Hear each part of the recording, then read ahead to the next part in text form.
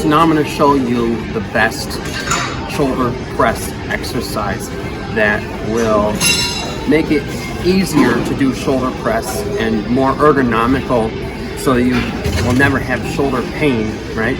And it gives you a fuller range of motion and activates the side and rear delts more than your average barbell press, and that is the Arnold press. All right, you're going to want to go lighter with this because the weights are not kept together by a bar. Okay, and you're also going for greater reps with this. Normally, the highest weight I generally do this with is 55 pounds. Today I'm doing it with 30s so that I can just show you a demonstration, and I'm also going for higher reps today. So today I'm going to do 30 pounds, probably 16 or more reps. What you do with the Arnold press is you start with the dumbbells supinated at shoulder level. Okay, I like doing it on this type of bench because I like it to be on a slight incline, not like fully upright. Okay, and then as you press them, you're going to twist until your arms get pronated. So that motion of your elbow going out like that activates the rest of your shoulder, just like a lateral raise, right? Your upper arm is doing the same thing it does in a lateral raise when you do that. So it activates the full shoulder. So this is a superior shoulder press, both ergonomically and because it activates more shoulder, right? So you just want to make sure you're not cutting that range of motion down, and don't do this. I've seen people doing that. That takes away the ergonomical aspect of it, right? And just makes it suboptimal, okay? I've also seen people who only go down like that. I mean, I guess that's okay, but because it has more time and attention, you're also going to get less reps, and full range of motion is better. So it's okay that you're sort of at rest right here because you got more range of motion and you'll be able to do more reps. So now I'm really starting to feel that burn. I haven't been counting.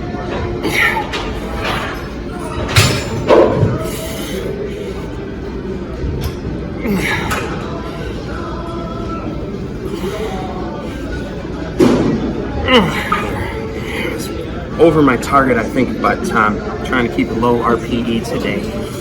So that's how you do an Arnold press.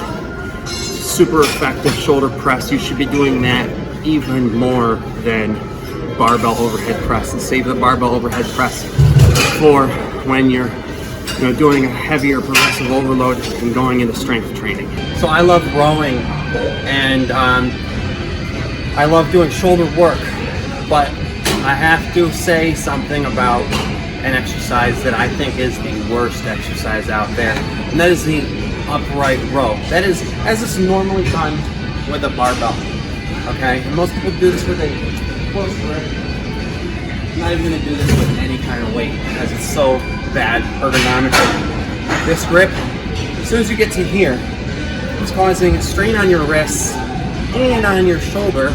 And when you get up here, it's causing shoulder impingement, which means that your shoulder joint is actually squeezing and fraying a tendon.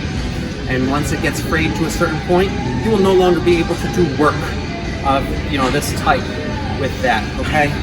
Some people say that if you widen the grip, that helps. It helps the wrists, but it does not help the shoulder impingement that happens. And if you're going up here, it's pretty much a strain on your wrist anyways, especially if you're using a heavier weight on this. There is a way to do upright rowing, okay? It's not as optimal as doing a lateral raise, all right, or a face pull, but there is still a way to do it if you want to be able to do it, all right? And that is doing it with 2 dumbbells. You can go much heavier, use more weight, and a greater range of motion. It has to be ergonomical because you can hold the weight the way your body naturally wants to, okay? Like this.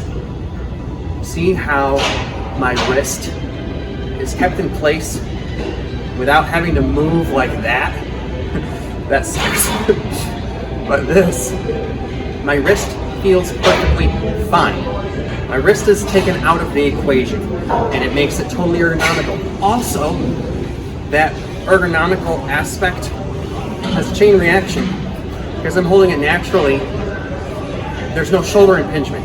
Okay, now there would be if I went higher than that. Okay, notice I'm going to where the dumbbell comes up to my shoulder. Most people try to make their hand come up to their shoulder. Okay, that's not it. You don't want your elbow coming up higher than your shoulder.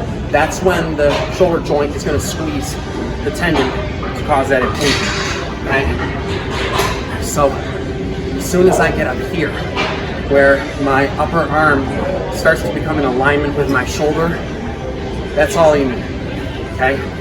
You won't get shoulder impingement. It's totally ergonomical. You use more weight, more reps. You know, with this, I could do 20 reps. All right? I can just keep on repping it out.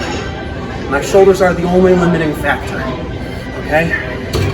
So that is how to do a perfectly ergonomical and optimized upright row. Now, to target the rear delts with dumbbells, I like to do things a bit differently, since I already am doing two different types of rear delt rows where I'm pulling this way, straight out to the sides at a 90-degree angle to my body. I like to do these at a different angle. So for these, I'm going to tuck my elbows in. And to prevent that from being mostly a lat movement, I'm going to be doing this at a steeper angle and pulling straight up towards the rear delts. So if you're pulling up past the lat can't help, okay?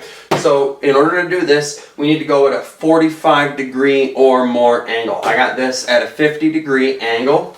So this is going to allow me to pull straight up towards the rear delt like that. And what I'm also going to do is I'm going to incorporate a shrug for the upper traps in this, because this is a great angle to target the upper traps, and recruiting them won't actually take away from the rear delt row. Okay, so this exercise is pretty brutal when done right. So to do this, you want to use lighter weight and higher reps. You know, you don't want to go too high because you don't want to exhaust these muscles, but 15 reps should be good. So start with the shrug and then row up until your hand reaches your rib cage, and then drop back down. So shrug up, then row up and hold. You want a really good isometric contraction at the top of this.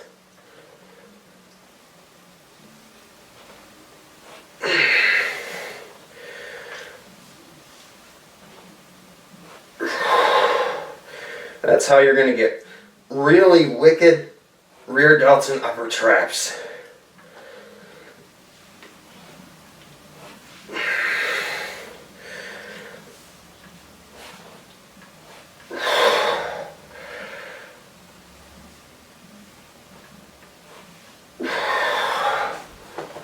And you don't want to overdo it with that one, otherwise you can get neck pain because it's really brutal. And what will happen is, you know, when your traps start to get exhausted, start to recruit more of your neck muscles, then your stabilizer muscles in your neck become exhausted, right? So don't overdo it on this one. All right, just get a light weight. Do 15 or 16 good solid reps. Okay, and after a while you'll start to notice that rear delt getting shredded, and traps too. So those are the three best ways to target the rear delts.